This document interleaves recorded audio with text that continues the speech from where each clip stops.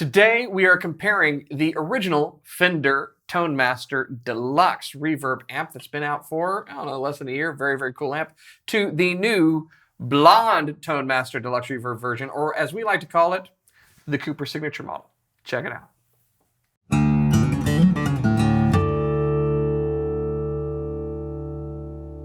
Hey, you're watching Alamo Music TV. My name is Chris McKee. And I'm Cooper Greenberg. We're here with Alamo Music Center in San Antonio, Texas. You can find us online at alamomusic.com. If you're new to this channel, make sure to click the subscribe button, turn on your notifications, like our videos, and comment below because we'd love to hear from you. If you'd like to support the channel, make sure to visit our Teespring store linked below for some custom design t-shirts like the storefront of our very famous 90-year-old plus store located in San Antonio. So today, Cooper, we are checking out two very cool amps. Oh yeah. The Tone Masters. And you know, when the Tone Masters first came out, we were pretty thrilled, but also kind of confused, enthralled, like scratching our heads going like, how is this possible? And if you aren't familiar with them, or you've been living under a rock, something like that, the Tone Masters first came out with the Deluxe Reverb version and the Twin version. And they're basically digital modeling amps that are modeling one amp, the digital version of the Deluxe Reverb or the Twin, depending upon the model that you get. You know, the Deluxe doesn't do the Twin and the Twin doesn't do the Deluxe. So. But the idea behind that, I think, is genius because it's taking a lot of that modeling technology that is becoming more prevalent and more sophisticated and really making it almost impossible to tell the difference between what's digital and what's authentic analog. But they're doing it in such a focused way that all of that processing power can be utilized to recreate the amp in the digital. And so what they've done with the original was recreate the 22-watt Deluxe Reverb in a, I think it's a 100-watt equivalent, you know, digital. It sounds amazing, and you get a lot of the features that you otherwise wouldn't get, like you can attenuate it down to bedroom volume levels to have some great kind of really gritty tone without, you know, going sterile in the process because it's so loud. And you also get things like impulse response, you know, cab direct out, just some really cool things. So they've updated this awesome combination of features to the new Cooper Greenberg Deluxe Signature model. So in the blonde and the oxblood. So between the black Tolex and the silver, the blonde and the oxblood. I mean, come on. The blonde's so cool. I'm kind of a sucker for old school looking amps. I especially like blonde amps and just kind of everything that screams 60s in terms of aesthetic. And it's cool because I really fell in love with the Deluxe and the Twin Tone Master. They're just, in terms of demoing guitars here in the store when people come in, they're a perfect tool because you can get some really good tube distortion sounds with the attenuator turned to like 0.2 watts on this one. You know, it's amazing. The best experience I've had with this was when we were at the Dallas Guitar Show. Oh yeah. And Josh behind the camera remembers this. We set up one of these out there to demo guitars, and we had actual amp builders coming up because they had just launched. No one had seen them yet. Not many people had heard about them, and we were demoing these guitars, and nobody knew, you know, until we did this with one hand and reached under and lifted it. And then all of the amp guys were like, oh, yeah, what's going on? It's digital. Oh no. There was that one guy who builds amps, basically recreations of Fenders, and he was like, he was shook. So, oh, absolutely. The weight is, you know, not, besides the tone and the quality of the tone and the reverb and everything, it's just, the weight is just a mind-blowing experience when you get the giant tone of a Deluxe Reverb or a Twin, and then it's less than, what's this one? It's 22 pounds? Yeah, I mean, literally, maybe? I lifted it with one finger. Yeah. I mean, I'm swole, but, you know, seriously, it's just not that heavy. So. Yeah, and in terms of modeling, I think a lot of people who are tube purists probably don't like the fact that modeling amps are kind of a jack of all trades with so many different tone options that never really hits the quality of, you know, pedals and a tube amp or whatever. But this is truly just one amp that all the processing power is just working to create that one sound, and it just nails it. And I think there's another place too that is was very smart on Fender's part. There's no LCD screens, right? There's no endless options to switch through. I love some of the digital stuff that I've got, but you know, I think we've had this conversation earlier this week. If I want to go from setting 99 to setting 17, that's a lot of work to get through, you know? Yeah. And, you know, you can argue that it isn't really that true of representation. These have been the closest that I've heard, particularly at this price point, because compared to a lot of the really high-end digital stuff, they are very, very affordable. But I think probably the most genius part of this move is that they work just like a normal amp does. And so if you are coming from the world where you've played a tube amp your entire life, you're at home with all of the controls. And you know, we don't even have to worry about, them not being exactly like the controls of the 60s, because anybody who's played an actual 60s Deluxe, maybe a few of them, or Twin, can testify that none of them are the same.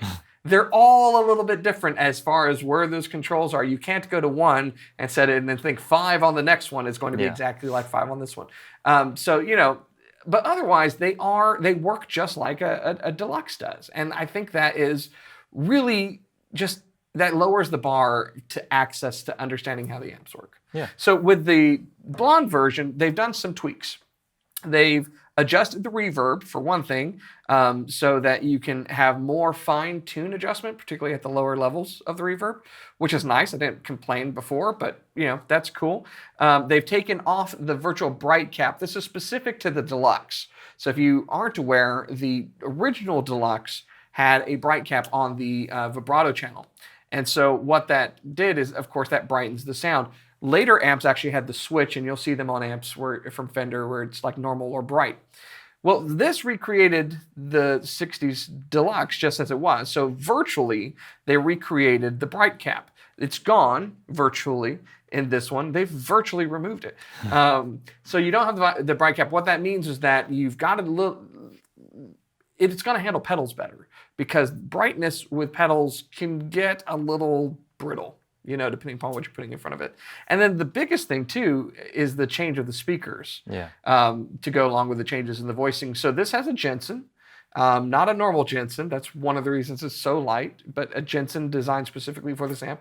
And this has a Celestion. Yeah, the Creamback G12 Neo. So it's a neodymium magnet, which is very, very light, but also very, very powerful.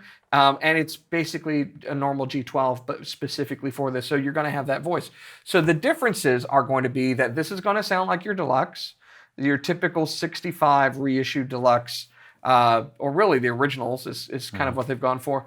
Whereas the Blonde one's going to have a little bit more mid-range that's coming out of it. And I think that's going to handle pedals very well, but also when you attenuate it, which we're going to do, you can get just the most amazing sounding Fender pushed overdrive. If you've never pushed a single channel tube amp, that's some of the best sound ever. Like, who needs an overdrive pedal? Yeah. You know, I mean, you're deaf afterwards, but you know, it sounds really, really great. Well, with this, we can attenuate it down, you can get that, and you're going to have more of a mid-range kind of bark that comes out of it versus the brighter, glassier sound that typically comes out of the normal Deluxe, even when it's pushed. So that's the differences between the two. We're going to put them to the test so that you can hopefully hear for yourself what they sound like.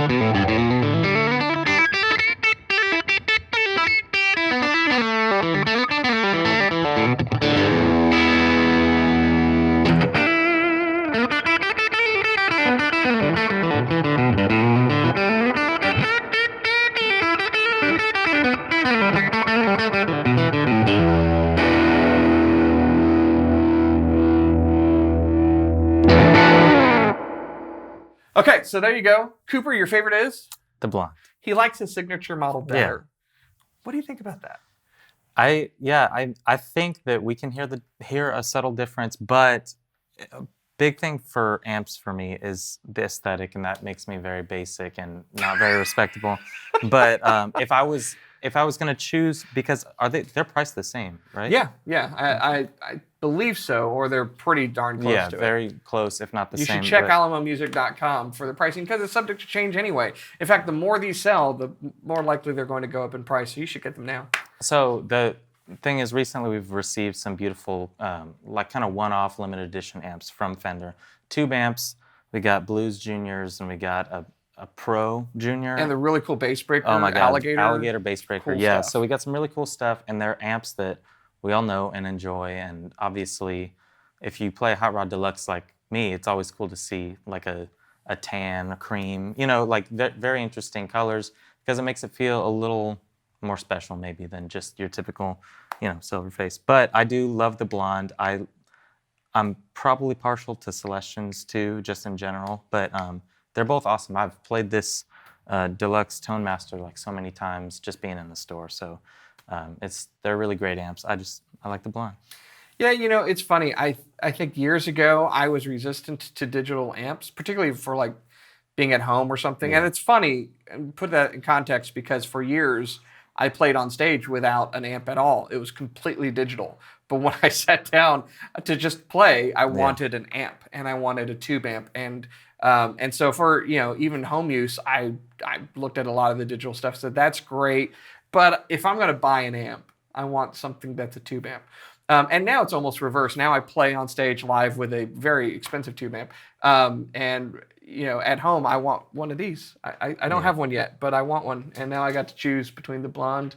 Do I want Cooper in my room all the time? You guys can answer that question. I'm always watching. Or just the normal Deluxe. So there's the dilemma. Let us know what you think in the comments below. One, could you hear the differences between them? It is, YouTube after all. So really, your own ears in a store is great once you're able to do that. But if you could hear the differences, let us know. And two, which did you prefer if that's the case? So comment below and let us know your thoughts. I'm glad that Fender's come out with the blonde one.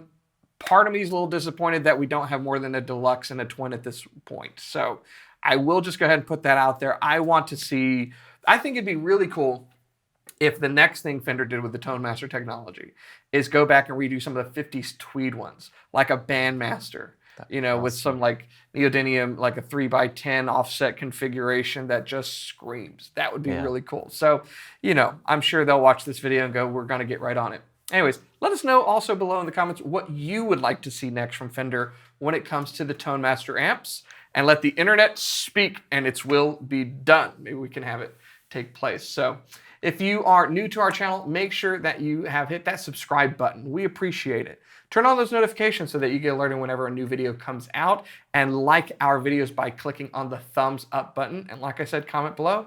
We want to hear from you, and we do our best to actually try to answer all of those and read all the snarky ones. So thanks so much for watching. Remember, the very best guitar is playing through the very best amp, and that amp is the one that you're making music on. That's it. We'll see you next time.